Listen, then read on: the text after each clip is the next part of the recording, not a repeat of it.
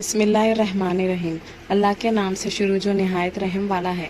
معزز دوستوں، جیسا کہ ہم نے پارٹ 1 میں سنا کہ سب سے پہلے بیت اللہ یعنی خانہ کعبہ کی تعمیر کی سعادت فرشتوں نے حاصل کی تھی۔ فرشتوں کی تعمیر کے بعد حضرت آدم علیہ السلام نے بیت اللہ شریف کو انہی بنیادوں پر تعمیر کیا تھا۔ ناظرین محترم، تیسری مرتبہ تعمیر کعبہ حضرت ابراہیم علیہ السلام اور حضرت اسماعیل علیہ السلام نے کی۔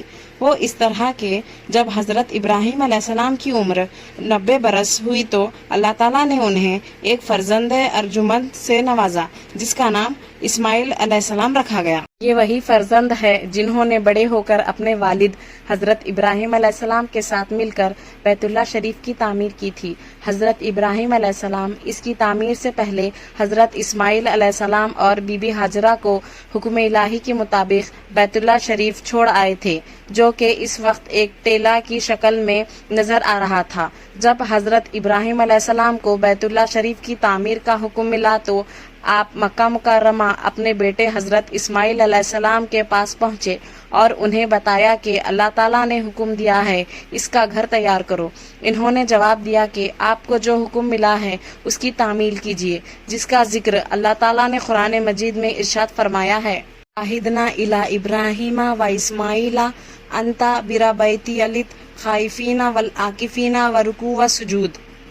اور ہم نے ابراہیم اور اسماعیل کو تاکید فرمائی کہ دونوں مل کر میرے گھر کو طواف، رکوع اور سجدہ کرنے والوں کے لیے پاک اور صاف رکھو۔ دونوں باپ بیٹا مل کر اس مقام پر چلے گئے جہاں بی بی ہاجرہ نے جبرائیل علیہ السلام کے بتلانے پر جھونپڑی بنائی تھی۔ دونوں کو بیت اللہ کی بنیادوں کی خبر نہ تھی۔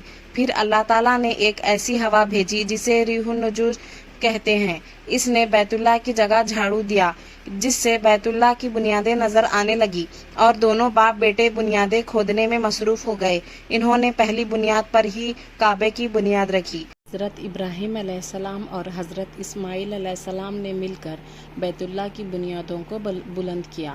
حضرت ابراہیم علیہ السلام تعمیر کا کام کرتے اور حضرت اسماعیل علیہ السلام پتھر لا کر دیتے، اور دونوں کی زبان پر یہ دعا تھی: ربنا تقبل منا انک انت السمیع العلیم۔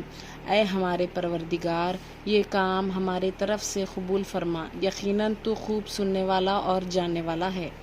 ناظرین محترم، جب دیواریں بلند ہونے کی وجہ سے حضرت ابراہیم علیہ السلام زمین پر کھڑے ہو کر تعمیر کرنے سے تاثیر ہو گئے تو ایک پتھر نیچے رکھ کر تعمیر کرنے لگے۔ اللہ تعالیٰ کو حضرت ابراہیم علیہ السلام کا کام انتہائی پسند آیا کہ اللہ تعالیٰ کے حکم سے حضرت ابراہیم علیہ السلام نے جتنا اونچا ہونا ہوتا اتنا اونچا ہوتا اور نیچے اترنے کی ضرورت محسوس ہوتی تو یہ پتھر اللہ کے حکم سے نیچے ہو جاتا تھا۔ اللہ تعالیٰ کو اس بندے کا کام اتنا پسند آیا کہ اللہ تعالیٰ نے ان کے پاؤں کے نشانات پتھر پر قائم کر دیے تاکہ یہ بعد میں آنے والے اہل ایمان اور دوسروں کے لیے یادگار بنے رہیں۔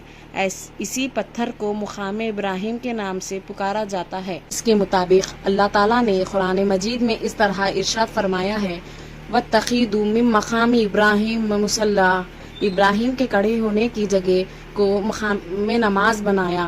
محترم دوستوں، حضرت ابراہیم علیہ السلام اور اسماعیل علیہ السلام نے بیت اللہ شریف کی تعمیر 5 پہاڑوں کے پتھروں سے کی تھی: کوہ سینا، طور زیتون، کوہ لبنان، کوہ جودی، جبل ہیرا۔ یہ وہی 5 پہاڑ ہیں جن پہاڑوں کے پتھروں سے جناب آدم علیہ السلام نے پتھر لے کر کعبۃ اللہ کی تعمیر کی تھی۔ تعمیر کے دوران جب حضرت ابراہیم علیہ السلام حجر اسود کے مقام پر پہنچے تو آپ علیہ السلام نے حضرت اسماعیل علیہ السلام سے فرمایا: جاؤ ایک پتھر تلاش کر کے لاؤ جسے یہاں لگانا ہے تاکہ لوگوں کے لیے طواف کرنے کا نشان بن جائے۔ لیکن آپ علیہ السلام تلاش کرنے کے باوجود ایسا پتھر تلاش نہ کر سکے۔ جب واپس آئے تو دیکھا کہ حضرت ابراہیم علیہ السلام کے پاس ایک ایسا پتھر ہے جس کی روشنی چاروں طرف پھیلی ہوئی تھی۔ پوچھا: ابا جان، یہ پتھر کہاں سے آیا؟ حضرت ابراہیم علیہ السلام نے فرمایا: اسے وہ لایا ہے جس نے مجھے تجھ پر بھروسہ کرنے سے بے نیاز کر دیا۔